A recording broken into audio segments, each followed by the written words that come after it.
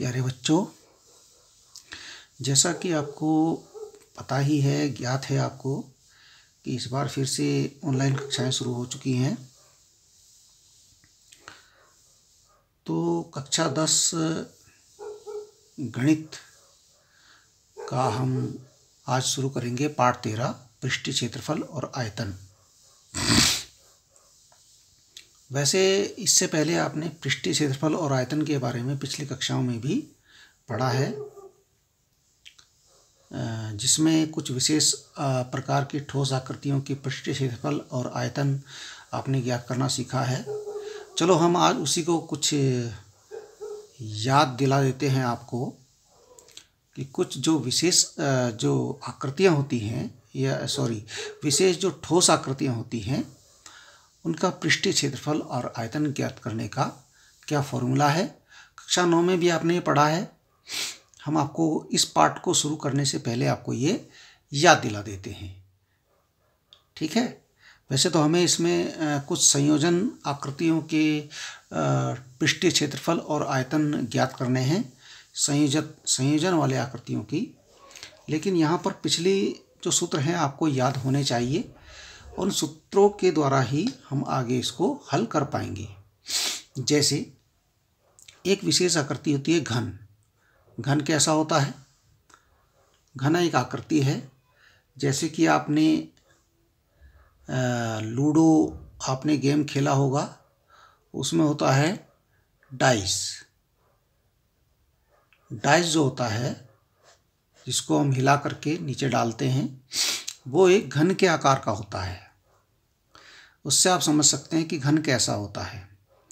घन ऐसी एक ठोस आकृति होती है जिसकी तीनों विमाएं लंबाई, चौड़ाई और ऊंचाई बराबर होती हैं, ठीक है ना। वैसे तो घन में कितनी होती हैं? 1 2 3 4 5 6 7 8 9 10 11 12, कुल 12 इसमें भुजाएं होती हैं, तो सभी बराबर होती हैं, ठीक है ना। यदि हम इसको a मान लें तो सब की सब a हैं। देखिए घन का आयतन क्या होता है? भुजा की घात 3 यानी a की घात 3 घन इकाई, ठीक है ना। ऐसे ही घन का यदि पृष्ठीय क्षेत्रफल माने तो पृष्ठ जो होते हैं घन में कुल 6 पृष्ठ होते हैं, ठीक है ना। तो प्रत्येक पृष्ठ का जो क्षेत्रफल होता है उसमें 6 की गुणा कर देते हैं कि एक पृष्ठ इसका कैसा होता है। देखिए 1 2, ये एक पृष्ठ है, ये वर्गाकार होता है, इसकी लंबाई चौड़ाई बराबर होती है। तो 6 के 6 पृष्ठों की लंबाई चौड़ाई बराबर होती है, यानी कि एक भुजा होती है। वर्ग की जो क्षेत्रफल होता है भुजा की घात 2 होता है, इसमें 6 वर्ग होते हैं, तो 6 गुणा भुजा की घात 2 यानी 6a², ये आपका घन का कुल पृष्ठीय क्षेत्रफल होता है। घन का पार्श्व पृष्ठीय क्षेत्रफल, पार्श्व पृष्ठीय क्षेत्रफल का मतलब होता है ऊपर वाला और नीचे वाले हिस्से को नहीं नापना। जैसे कोई घन के आकार का कमरा है, घन के आकार का मान लीजिए कमरा है, तो कमरा जो होता है, कमरे की छत और फर्श, इनको छोड़ करके जो बचा है वो पार्श्व पृष्ठ, यानी दीवारें जो होती हैं वो पार्श्व पृष्ठ होता है। तो घन का पार्श्व पृष्ठीय क्षेत्रफल होता है 4 गुणा भुजा की घात 2 4a²। यहाँ पृष्ठ, अब छत वाला और फर्श वाला पृष्ठ हट गया, 2 पृष्ठ हट गए, इसमें से 6 में से 2 हट गए, 4 गुणा भुजा, ये, ठीक है। इसी प्रकार दूसरी आकृति होती है घनाभ। कौन सी आकृति होती है दूसरी? घनाभ। जो घनाभ होता है, घनाभ में घन में सभी भुजाएं बराबर होती हैं, घनाभ में सब भुजाएं बराबर नहीं होती, ठीक है ना। घनाभ में जो है भुजाओं की माप बराबर नहीं होती। जैसे जो लंबी वाली भुजा उसको लंबाई कह देते हैं, चौड़ी वाली भुजा को चौड़ाई कह देते हैं, b से प्रदर्शित करते हैं, लंबाई को l से प्रदर्शित करते हैं और ऊंचाई को h से प्रदर्शित करते हैं। तो जैसा कि आपको पहले से ही पता है कि घनाभ का आयतन होता है लंबाई गुणा चौड़ाई गुणा ऊंचाई, लंबाई l गुणा b गुणा h घन इकाई। देखिए घन इकाई जो है ये आपका आयतन का मात्रक होता है, ठीक है। इसी प्रकार घनाभ का कुल पृष्ठीय क्षेत्रफल क्या होता है? भाई देख, घनाभ के में 6 पृष्ठ होते हैं, कुल मिलाकर के 6 पृष्ठ होते हैं और 2 पृष्ठ आप आमने सामने के बराबर होते हैं। जैसे ये ऊपर की ये पृष्ठ है और उसके नीचे का पृष्ठ के सामने का ये बराबर होता है। ये भी एल एल, ये भी एल एल, ये बी बी, ये भी बी बी, देखिए, ठीक है ना। तो इसका कुल मिलाकर के सूत्र होता है 2 गुणा लंबाई गुणा चौड़ाई, 2 गुणा ब्रैकेट में बाहर लंबाई गुणा चौड़ाई प्लस चौड़ाई गुणा ऊंचाई, ऊंचाई गुणा लंबाई गुणा ऊंचाई प्लस चौड़ाई गुणा ऊंचाई, ठीक है ना। ये वर्ग इकाई में होता है, ठीक है ना। अब इसमें घनाभ का जो पार्श्व पृष्ठीय क्षेत्रफल होता है, पार्श्व पृष्ठ मतलब छत, और जो छत है, छत और फर्श। अब किसी कमरे का यदि छत जो होता है जितना भी हो, फर्श उतना ही होता है, बराबर होता है, छत और फर्श बराबर होते हैं। तो यहाँ 2 पृष्ठ इसमें से निकल जाते हैं, ऊपर का छत वाला, नीचे का फर्श वाला। जब पार्श्व पृष्ठ की बात आती है तो छत वाला और फर्श वाला निकल जाता है, यहाँ रह जाता है 2 गुणा। अब छत और फर्श यहाँ से हट गए, छत और फर्श होता है एल गुणा बी। छत और फर्श वाला जो पृष्ठ होता है ये एल है, ये बी है, इसको एल बी बोलते हैं। तो एल बी वाले यहाँ निकल जाते हैं, यहाँ रह जाता है केवल एल इंटू एच और दूसरा बच जाता है बी इंटू एच, ठीक है ना। इसको हम देखिए कॉमन ले सकते हैं, 2 तो कॉमन पहले ही है, एच भी कॉमन हो रहा है, 2 गुणा एच और एल प्लस बी, ये सूत्र बन जाता है 2 गुणा एच और एल प्लस बी ब्रैकेट में, ठीक है। ये होता है घन का पार्श्व पृष्ठीय क्षेत्रफल। इसके बाद आता है हमारे पास एक है शंकु। शंकु का जो शंकु एक आकृति होती है, इस प्रकार की त्रिभुज की जैसी होती है, लेकिन ये एक ठोस आकृति है, इसलिए शंकु होता है। नीचे का पृष्ठ इसका वृत्ताकार होता है, गोल। ऊपर एक त्रिभुजाकार नुकीला सा भाग होता है, आप कह सकते हैं जैसे कि आइसक्रीम का कोन। आइसक्रीम आपने खाई होगी, ठीक है ना, उसमें जो कोन होता है ये बना देते हैं ना हम, ये उसमें भर देते हैं, ये आपकी आइसक्रीम बन जाती है। तो आइसक्रीम का जो कोन होता है वो शंकु के आकार का होता है, ठीक है ना। तो शंकु का जो शंकु होते हैं उसका आयतन होता है, देखिए इसमें हमने आपको बताया एक तो इसमें ऊंचाई होती है h, ये जो तिरछी वाली ऊंचाई है इसको हम बोलते हैं l, इसको हम तिर्यक ऊंचाई भी बोलते हैं, तिर्यक ऊंचाई। और जो नीचे वृत्ताकार है, वृत्त की जब बात आती है तो इसमें त्रिज्या होती है, ठीक है ना, इसको r कहते हैं। जो इसका आधार होता है वृत्ताकार होता है शंकु का।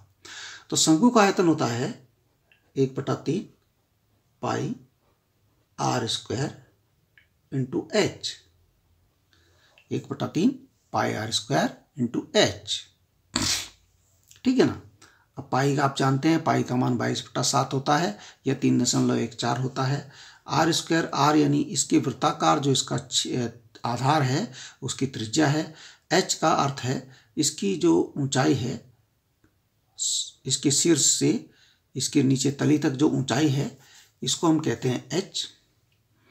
अब शंकु का वक्र पृष्ठीय क्षेत्रफल क्या होता है, ये होता है पाई गुणा आर गुणा एल। पाई का मान आप जानते हैं, आर यानी इसकी त्रिज्या है और एल क्या है, इसकी तिर्यक ऊंचाई है। तो शंकु का जो पृष्ठीय क्षेत्रफल होता है उसमें तिर्यक ऊंचाई की बात आती है। इसके बाद है शंकु का कुल पृष्ठीय क्षेत्रफल, ये होता है जो इसका वक्र पृष्ठीय क्षेत्रफल है, वक्र। अब यहाँ वक्र जो होता है, वक्र भाग से क्या मतलब है, वक्र भाग से मतलब ये ऊपर का जो भाग है, नीचे जो तली है उस क्षेत्र की बात नहीं हो रही है। जो तली है वो है आपकी समतल भाग। ऊपर जो भाग है गोल वाला भाग, ऊपर वाला, इसको हम पकड़ते हैं तो हमें हाथ मोड़ना पड़ता है, इसे हम कहते हैं वक्र पृष्ठ। तो वक्र पृष्ठीय क्षेत्रफल ये है। शंकु का जब कुल पृष्ठीय क्षेत्रफल हो जाएगा तो इसमें वक्र पृष्ठीय क्षेत्रफल में वृत्त का क्षेत्रफल भी साथ में जुड़ जाएगा। वक्र पृष्ठीय क्षेत्रफल में वक्र पृष्ठ क्षेत्रफल पाई आर एल है। इसमें जो वृत्त है, वृत्त का क्षेत्रफल क्या होता है? बिल्कुल आपको याद आ गया होगा, वृत्त का क्षेत्रफल होता है पाई आर स्क्वायर। याद आ गया होगा आपको। इसको आप इसमें देखिए, पाई आर इसमें कॉमन हो रहा है, पाई आर कॉमन हो रहा है यहाँ बच रहा है एल, और चूंकि ये आर स्क्वायर है तो यहाँ आर बच जाएगा। तो पाई आर ब्रैकेट में एल प्लस आर, ये है शंकु का कुल पृष्ठीय क्षेत्रफल। इसके बाद है शंकु की तिर्यक ऊंचाई। तिर्यक ऊंचाई भी कभी कभी क्या होता है, शंकु की हमारे पास तिर्यक ऊंचाई नहीं होती है और हमें वक्र पृष्ठीय क्षेत्रफल निकालना होता है या कुल पृष्ठीय क्षेत्रफल निकालना होता है, कुछ भी हमें निकालना होता है, ठीक है ना। लेकिन हमारे पास तिर्यक ऊंचाई नहीं होती, हमें दे रखा होता है उसकी ऊंचाई और त्रिज्या। तो तिर्यक ऊंचाई को हम एल से प्रदर्शित करते हैं। इसका भी एक फॉर्मूला है, ये होता है वर्गमूल एच स्क्वायर यानी ऊंचाई का स्क्वायर प्लस आर स्क्वायर। अब इस फॉर्मूले से आप एच का मान भी ज्ञात कर सकते हैं, आर का मान भी ज्ञात कर सकते हैं और एल का मान भी ज्ञात कर सकते हैं। देखिए, यदि आपके पास एल नहीं है, एच और आर है, तो आप वर्गमूल H square plus R square करके एल का मान ज्ञात कर सकते हैं, ठीक है ना। यदि आपके पास एच का मान ही एल और आर का मान है, तब आप इस फॉर्मूले का प्रयोग करके आप एच का मान भी ज्ञात कर सकते हैं, आर का मान भी ज्ञात कर सकते हैं। ओके, इसके बाद नेक्स्ट इसी क्रम में है हमारे पास बेलन। बेलन का जो देखिए, बेलन क्या होता है, बेलन में ये दोनों तरफ से एक आप पाइप कह सकते हैं, बड़ा सा पाइप है ना। पाइप जो होता है वो भी बेलनाकार होता है। इसमें ऊपर और नीचे दो पृष्ठ ऐसे हैं जो कि समतल हैं और वृत्ताकार हैं, समतल और वृत्ताकार। और जो ये बीच का भाग है, ये ठीक है ना, ये बीच का जो भाग है ये होता है आपका बेलनाकार, या हम कह सकते हैं वक्राकार। तो ये वक्र पृष्ठ है, ये पूरा वक्र पृष्ठ है। तो इसमें कुछ वक्र पृष्ठ होता है और दो समतल वृत्त होते हैं, दो समतल वृत्त होते हैं। तो इसमें जो आयतन होता है इसका सूत्र होता है पाई आर स्क्वायर एच। पाई कहाँ से आया, पाई का मान आप जानते हैं 22/7। आर कहाँ से आया, आर जो इसके दो ऊपर और नीचे वृत्ताकार, इसके समतल वृत्ताकार जो भाग हैं उनकी त्रिज्या से मतलब है, क्योंकि वृत्त है, वृत्त में त्रिज्या होती है। और एच का मतलब होता है बेलन की ऊंचाई। अब बेलन का वक्र पृष्ठीय क्षेत्रफल क्या होगा, वक्र पृष्ठीय क्षेत्रफल होगा, वक्र पृष्ठीय मतलब जो वक्र वाला भाग है केवल उसका, इसका सूत्र होता है 2 पाई आर एच, 2 गुणा पाई गुणा आर गुणा एच। ऐसे बेलन का कुल पृष्ठीय क्षेत्रफल क्या होता है, कुल होता है, ये देखिए इसमें वक्र पृष्ठ में दो वृत्त जुड़ते हैं। कितने वृत्त जुड़ते हैं भाई, दो वृत्त जुड़ते हैं। 2 पाई आर एच, ये तो वक्र पृष्ठ है, इसमें दो वृत्त जुड़ेंगे, दो वृत्तों का क्षेत्रफल जुड़ेगा। तो समतल वृत्त हैं, इनका क्षेत्रफल जुड़ेगा। तो इनका क्षेत्रफल, एक वृत्त का क्षेत्रफल होता है पाई आर स्क्वायर और दूसरे का भी पाई आर स्क्वायर, कुल मिलाकर के 2 pi R square. 2 pi R H तो ये है, और पाई आर स्क्वायर और पाई स्क्वायर हो गए 2 पाई आर स्क्वायर। अब देखिए यहाँ कॉमन है 2 pi R, 2 pi R, 2 pi R. अब यहाँ क्या बचेगा, यहाँ एच रह जाएगा और यहाँ आपका यहाँ भी आर स्क्वायर था तो यहाँ आर रह जाएगा। तो आपका एक बेलन का कुल पृष्ठीय क्षेत्रफल का सूत्र बना 2 pi R into H plus R. इसी प्रकार हमारे पास है गोला। गोला क्या होता है, गोला जैसे कि एक गेंद हो जाती है, जैसे फुटबॉल है, वॉलीबॉल है या गेंद है ना, क्रिकेट आप खेलते हैं तो गेंद एक गोला है, वो वृत्त नहीं है। ये तो आपको वृत्त दिख रहा होगा जैसे वृत्त है, लेकिन ये एक गोला है। अब गोले का जो आयतन होता है, इसका जो आयतन हम निकालते हैं, इसको हम यहाँ पर मानते हैं कि यहाँ पर केंद्र है और ये त्रिज्या हो गई। तो गोले का जो आयतन होता है वो सूत्र होता है 4/3 पाई आर की घात 3 घन इकाई। आयतन को हम घन इकाई में लिखते हैं 4/3 पाई r की घात 3। और जो गोले का वक्र पृष्ठ का क्षेत्रफल होता है, जो गोले का, क्योंकि गोले का पूरा पृष्ठ जो है वक्र होता है, इसको हम इस प्रकार से पकड़ सकते हैं, ऐसे, ठीक है ना, क्योंकि इसको हम सीधा हाथ इस पर रख ही नहीं सकते हैं कि पूरी सतह सीधे हाथ पे नहीं लगेगी, ठीक है ना, सीधे हाथ पे नहीं लगती है। अगर सीधा हाथ हम ऐसे रख करके उसको टच कर सकते थे, हमें गोल घुमाना पड़ेगा पूरा टच करने के लिए, तो इसलिए इसका जो पृष्ठ होता है वक्र ही होता है, केवल वक्र पृष्ठ होता है। तो गोले का वक्र पृष्ठीय क्षेत्रफल होता है, वो होता है 4 गुणा पाई r²। ये इसका फॉर्मूला है जो कि आपको याद रखना है। इसके बाद देखिए, इसके बाद है अर्धगोला। अर्धगोला, अब अर्धगोला भी इसमें आ जाता है। तो अर्धगोले का जो आयतन होता है, देखिए पूरे गोले का आयतन हमने 4/3 पाई r³ करा, तो अर्धगोले का आधा हो जाएगा, ये हो जाएगा 2/3 पाई r³, आधा हो गया सीधे सीधे। अर्धगोले का जो वक्र पृष्ठीय क्षेत्रफल है, देखिए पूरे गोले का वक्र पृष्ठीय क्षेत्रफल तो है 4 पाई r², और अर्धगोले का भी 4 पाई r²। अर्धगोले का आधा हो गया 2 पाई r², सॉरी, अर्धगोले का हो गया आधा 2 पाई r²। अब देखिए, यहाँ पर अर्धगोले का संपूर्ण पृष्ठीय क्षेत्रफल की भी बात हो रही है, और यहाँ पर देखिए गोले का वक्र पृष्ठीय, हमने गोले का संपूर्ण पृष्ठ तो लिखा ही नहीं, हो गई ना, गोले का संपूर्ण पृष्ठीय क्षेत्रफल। अब हमने क्यों नहीं लिखा था, इसका एक कारण था कि गोले का संपूर्ण पृष्ठ जो होता है वो वक्र, जो जितना इसका वक्र पृष्ठीय क्षेत्रफल होता है वही गोले का संपूर्ण पृष्ठीय क्षेत्रफल भी होता है, क्योंकि गोला जो है उसमें समतल पृष्ठ होता ही नहीं है ना, तो जो वक्र पृष्ठ है वही उसका संपूर्ण पृष्ठ है। लेकिन अब यहाँ बात आती है अर्धगोले में। अर्धगोले में जो ये भाग है, ये ऊपर का भाग है, ये तो इसका क्या है, वक्र पृष्ठ है। लेकिन अर्धगोला जब उसको काट के आधा कर दिया गया है, तो यहाँ पर नीचे एक गोल वृत्त बन जाता है, ये समतल होता है। इसको हम अगर उल्टा करें तो हाथ हम इसको इसके ऊपर समतल वाले पृष्ठ पर ऐसे रख सकते हैं। गोल वाले पृष्ठ पर तो हमें हाथ घुमाना पड़ता है, लेकिन जो नीचे वाला पृष्ठ है इस पर आप हाथ रख सकते हैं सीधा करके, तो समतल पृष्ठ है, यानी एक वृत्त है। यानी अब तुम्हारे पास जो अर्धगोले का संपूर्ण पृष्ठ है 2 पाई r², तो इसका वक्र पृष्ठ है, इसमें समतल पृष्ठ भी आ गया, एक वृत्त आया, तो इसका वृत्त का क्षेत्रफल पाई r² होता है।